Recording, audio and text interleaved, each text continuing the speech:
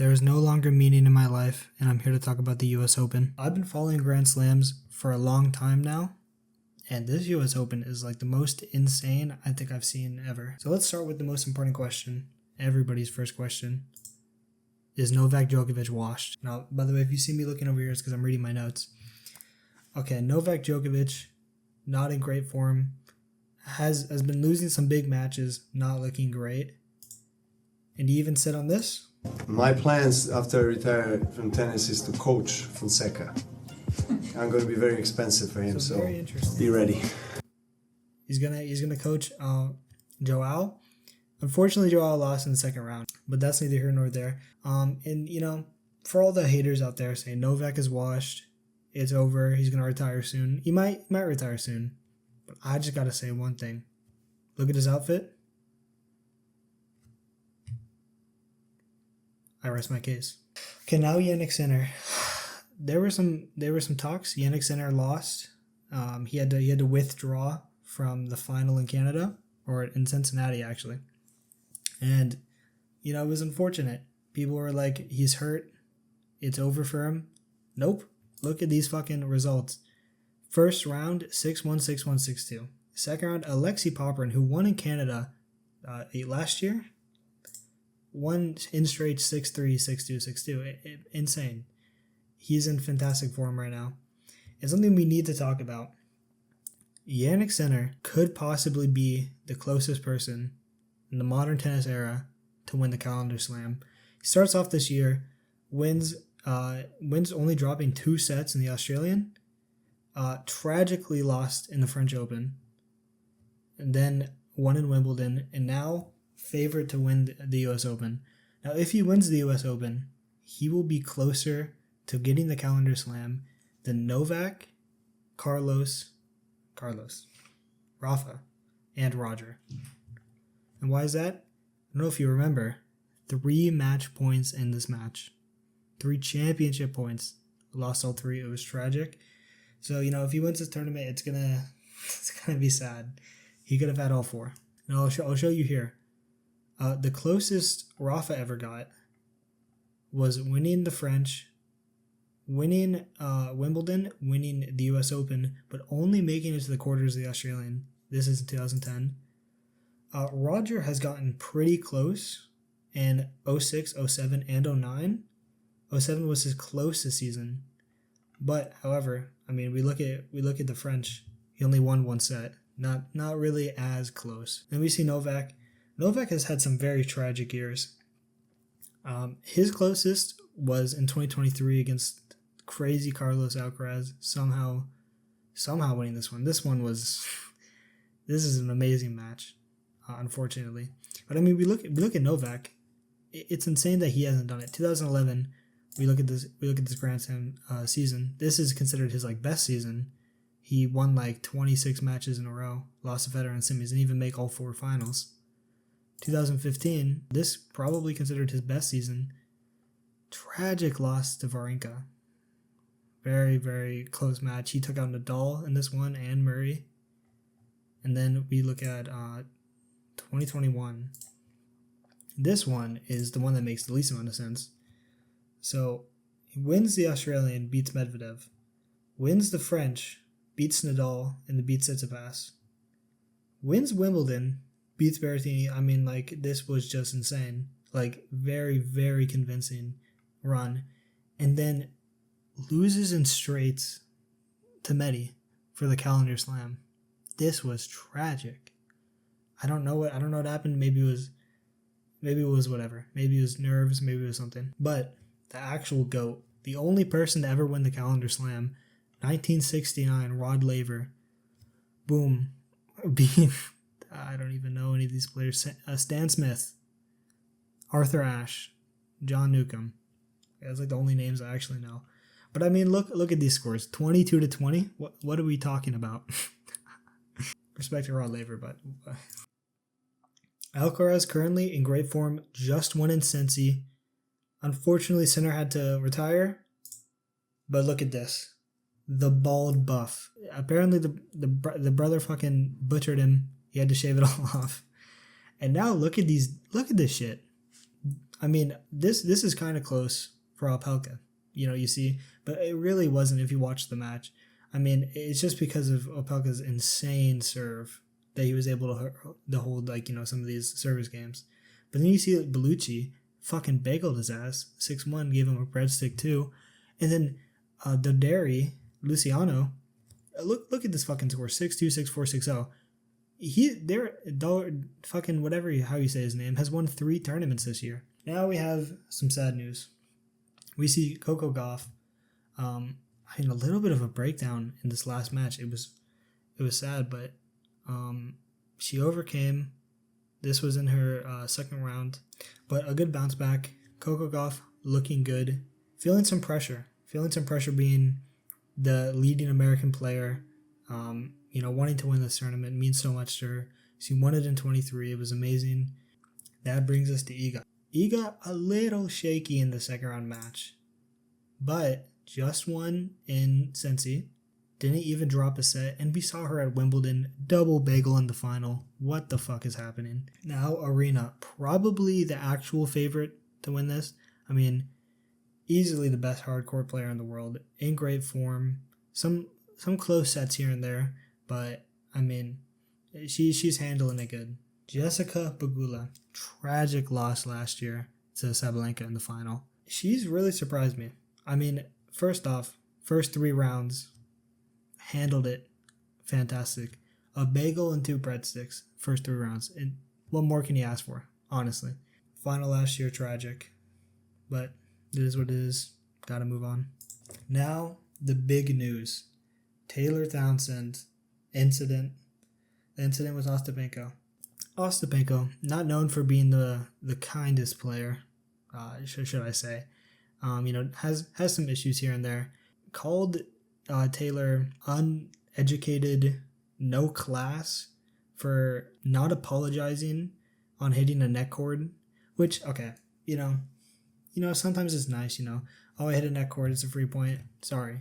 But, like, we're going to sit here and pretend like that's, like, being happy about it, about winning the point and winning this tournament. Like, no, this is stupid. Ostapenko was dumb for this. And, some racism behind it, let's be honest. Let's be honest, it was Ostapenko.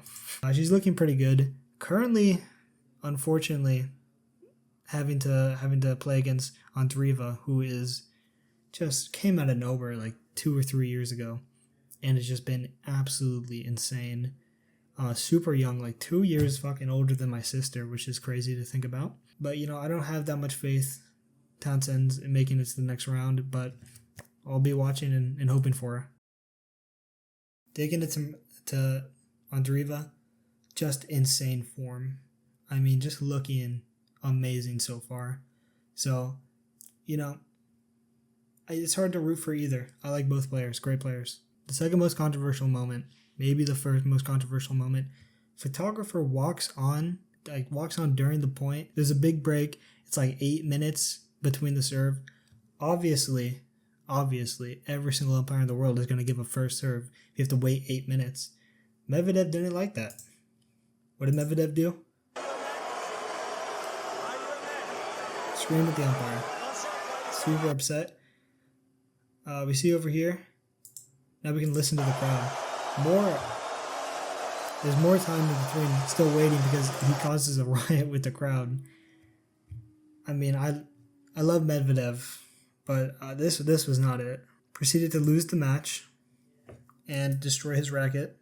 And I'm going to be honest, Medvedev has lost like 3 first rounds Grand Slams this year. He made a second round at Wimbledon, but first round losses at the Australian and the French. And, another first round loss. I understand him crashing out, but this was not it. I mean, just bad behavior. Got fined for it. 42K to this guy is like $20. So now we have Zverev. Zverev, similar situation with Medi. Made the final of the Australian. Second Grand Slam final he's made. Convincingly lost. Sinner whooped him. French Open, same thing. Not a bad run. And then first round at Wimbledon loss. we see this quote, "I've never felt this empty before." And, if this was another player, I'd be a little bit more empathetic. But, how did that get there? What's that? Oh, I guess this must have slipped in. Sorry, guys. This is an interesting one. Okay. Getting into Rublev. Now, I saw a video of somebody talking about Rublev saying this is their pick to win the U.S. Open this year. And, he's got a new coach, Marat Safin. Amazing. Won the Australian in 2005. Fantastic player. He's looking great out there, and his ability is amazing. But something I think that we should sit here and we should focus on. Andrei Rublev has made 10 Grand Slam quarterfinals. 10 Grand Slam quarterfinals. His first one when he was like 19 in 2017. It was amazing. It was fantastic. I'm just going to scroll and show you his results. Lost to Nadal, lost to Medi, lost to Tsitsipas, lost to Medi again, lost to Cilic, lost to Tiafoe. This one was hard to watch. This was a bit of a breakdown. Lost to Djokovic again, lost to Medvedev, lost to Sinner. And I mean, when you have a player who has the ability to make it to 10 quarterfinals of Grand Slams at every single event, he's made it at Australian, French, Wimbledon, and the US, and the fact that he's 0-10 is not about ability. It's about mentality. And I mean, I like Rublev. I like Andrei. I think he's so fun to watch. He's such a fun player. But I do not have any faith in him making it past the quarterfinals. It's unfortunate. I hope he can get it together. That would be nice. Jack Draper, number 5 in the world, made it to the semifinal last year.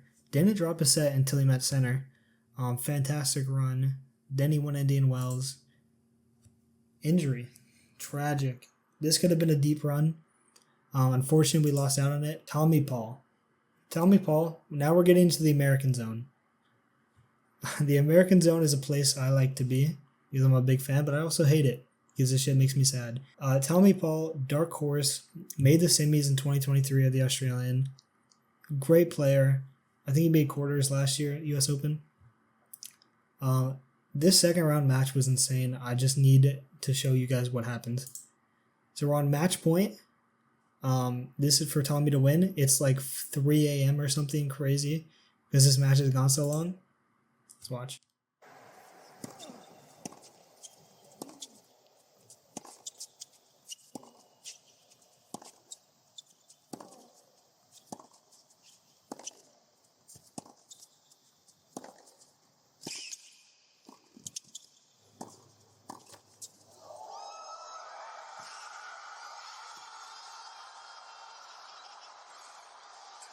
Isn't with the fucking spin move. Holy shit. Cinema. That was crazy. And with the absolute spin move to win. Next American up. Probably the most solid American. Made the final last year. Taylor Fritz. Now, I love Taylor Fritz. He's currently playing right now. I'm surprised this match isn't over. I haven't checked the score. I assume he'll win. He's up a break now, I guess. I mean, solid player. Amazing on hard court. Easily a top 5, top 6 player on hard court in the world. Fantastic. I do gotta say, though, avid League of Legends player. Will he be able to win even with this distraction in his mind? Will the new WASD movement affect him? We don't know. Now we get to the reason why I'm depressed. Frances Tiafoe, tragic loss in straights. Tiafoe losing in the third round is sad. Very sad to me. We look at his US Open runs. Made the semis last year. Beat Shelton, beat Popperin, beat Dimitrov. Unfortunate retirement. That was sad. Lost to Taylor in 5 sets. I mean, he could beat Taylor. We look at US Open last year. 2 years ago. I mean, this was a close match with Ben. Ben went insane to make it to the semis. And then we look at the year before, 2022. This match, this was back when Carlos Alcaraz looked beatable just a little bit. this match was so close. So close. And he just could not pull it out. Just the stamina on Alcaraz was sad. And the thing is, Tiafoe wins this match, which he could have won. He's against Casper in the final. He can beat Casper, especially with the home crowd behind him. You know, winning a U.S. Open for America, it would have been amazing. It would have been cinema. Too bad Alcaraz is insane. That timeline doesn't exist. What ifs don't matter. What if? Now this is I almost cried when I saw this. You can see on Shelton's face the sadness of his loss today. I mean, he had to pull out. He played this entire fourth set with his left arm injured. Somehow it was close, which is insane to me. I mean, Shelton just playing unbelievably.